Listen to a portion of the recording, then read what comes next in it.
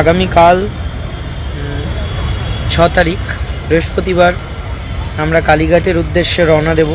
সকলে মিলে ময়দান মেট্রোর 1 নম্বর গেটের ওখানে আমরা জমায়েত করব। আপনারা ভালো করে জেনে রাখুন, এটা ময়দান মেট্রো, যেটা পার্ক স্ট্রিট ও রবীন্দ্র সদনের মাঝখানে। এটা কিন্তু হাওড়া ময়দান মেট্রো নয়, এটা ভালো করে মাথায় রাখবেন। এটা ময়দান মেট্রো, পার্ক স্ট্রিট এবং রবীন্দ্র সদনের মাঝখানে। আপনারা যারা হাওড়ার দিক থেকে আসবেন তারা হাওড়া থেকে মেট্রো করে যদি এসপ্ল্যানেড আসেন, এসপ্ল্যানেড থেকে আবার ব্লু লাইনে আলাদা মেট্রোতে উঠে আপনারা ময়দানে আসতে পারবেন। এটা কিন্তু হাওড়া ময়দান নয়, এটা ভালো করে জেনে নিন। দমদম থেকে আসবেন তারা দমদম মেট্রো করে ময়দান মেট্রোয় আসতে পারবেন। বারবার বলছি, এটা মাথায় রাখবেন, এটা কিন্তু হাওড়া ময়দান নয়, এটা পার্ক স্ট্রিট এবং রবীন্দ্র সদনের মাঝখানে যে ময়দান মেট্রো আছে সেই ময়দান মেট্রোর 1 নম্বর গেট। সেই 1 নম্বর গেট থেকে বেরিয়েই আমরা জমায়েতটা করব। আমরা ঠিক 12টায় জমায়েত করব এবং তারপরেই সারিবদ্ধভাবে দলে দলে আমরা মিছিল করে এগিয়ে যাব কালীঘাটের দিকে। আমাদের দাবি থাকছে মুখ্যমন্ত্রীর সাক্ষাৎ এবং মুখ্যমন্ত্রীর হস্তক্ষেপ এই পুরো বিষয়টার ওপরে।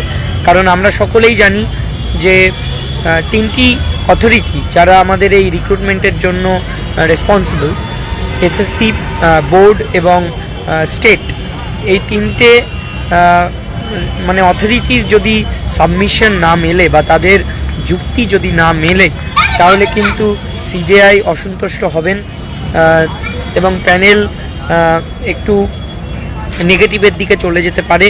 সেই জন্য আমরা দেখেছি যে আইএ ফাইল যেটা হয়েছে রিসেন্ট, সেখানে কিছু তথ্যের গরমিল আছে এবং সেই তো ভুতুড়ে তথ্য কিভাবে দেওয়া হলো, রাজ্য সরকার এতটা অবহেলা কিভাবে করলো, কার সঙ্গে কোন যুক্তিতে আলোচনা করে এই তথ্য দেওয়া হলো, আমরা কেউই জানি না, জানতে পারছি না। আমরা মুখ্যমন্ত্রীর হস্তক্ষেপ দাবি করছি, যে করেই হোক মুখ্যমন্ত্রীর সাথে আমাদের দেখা করতেই হবে এবং এই পুরো বিষয়টা ওপরে মুখ্যমন্ত্রী হস্তক্ষেপ চায় এবং এই যারা রিক্রুটমেন্ট অথরিটি এই 3টে তাদেরকে একসঙ্গে বসিয়ে আমাদের সঙ্গে আলোচনা করাতে হবে। এই দাবি নিয়ে আমরা কালকে যাচ্ছি।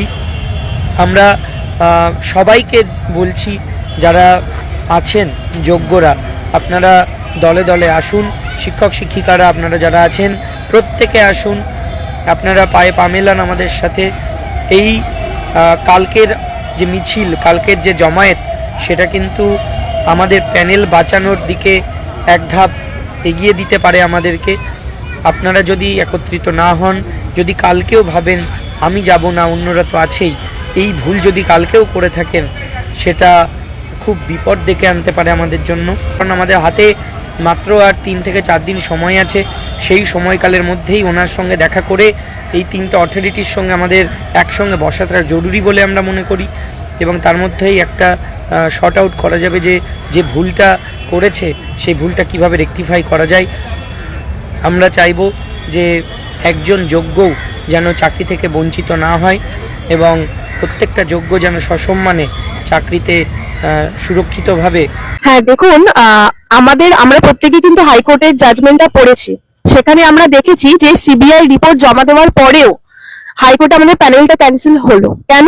কারণ ঠিক এই কারণেই ক্যান্সেল হয়েছিল যে স্টেট, বোর্ড এবং এসএসসি 3জনেরই কিন্তু যে স্ট্যাটিস্টিক্যাল পজিশন আছে সেটা কিন্তু একেবারেই ম্যাচ করছে না, যার জন্য এই পজিশনটাতে আমরা রয়েছি এখন।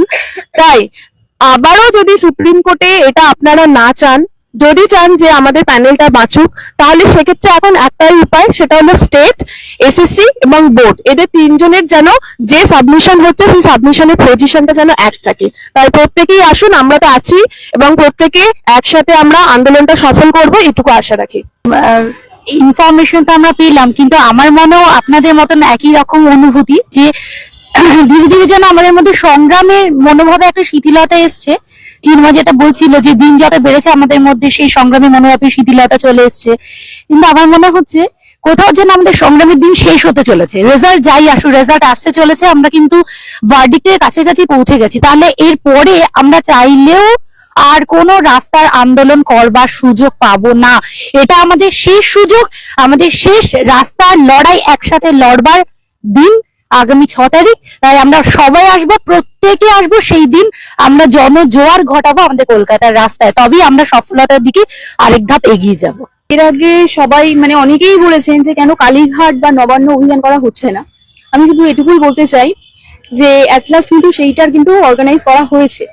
তো সেই জন্য অবশ্যই সবাই আসবেন, কোনো রকম কোনো এক্সকিউজ দেবেন না, কারণ এখানে জমায়েতটা ভীষণ পরিমাণে দরকার। যদি জমায়েত না হয় তাহলে আমাদের উপর কোনো খারাপ ভালো কিছু ঘটতে পারে, যেটা খারাপ যাতে কিছু না হয়। এই জন্য অবশ্যই সবাই আসবেন, কোনো এক্সকিউজ দেবেন, এটুকুই বলে।